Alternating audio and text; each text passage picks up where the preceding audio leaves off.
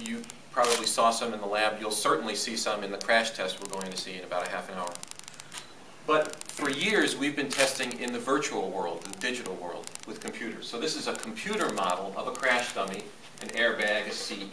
And so we test thousands of times. Before the Focus was ever crashed into a wall in reality, we crashed it thousands of times in the computer and developed our systems to protect our occupants.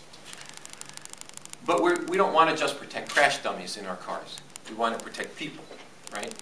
So in 1993 through 2004, we developed a digital or virtual model of the human being in great detail. Here you can see the skeleton, the skull, the ribs, the pelvis, the femurs. Here you can see the organs, the lungs, the heart, the liver, the kidneys, the spleen. All of these, we've separated them so you can see them more easily, but all of these are together in one model from head to toe of the human being in the virtual world. When we developed this, it was an average adult male, about 170 centimeters in height, 70 kilos in weight. And it was a 55-year-old.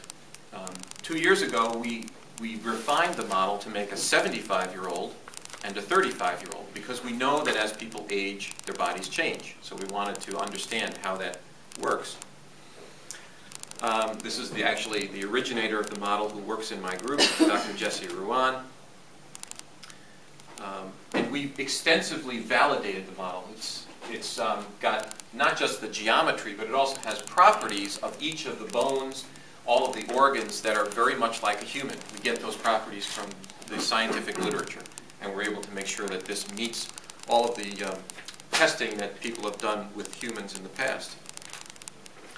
But as I noted earlier, children are not just small adults. So we have this adult model. We decided we needed to make a child model.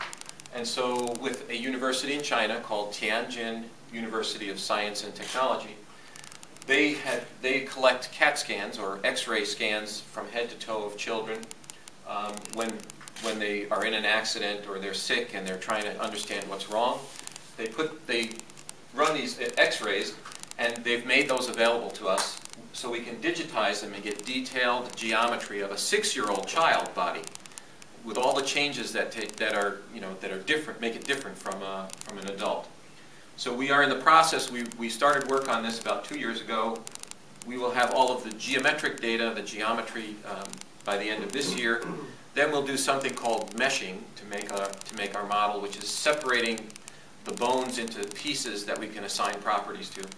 And then we will, in about 1 to 2 years, we should be able to start doing some evaluations with a digital child, a virtual child in the virtual world. That will enable us to test this child, this virtual child, with new restraint systems much more easily. Crash testing, as you'll see in a minute, is very involved. It takes a lot of work and a lot of people. We can do things in the virtual world much more quickly. And so that's where we stand today, and I'd be happy to answer any questions for you.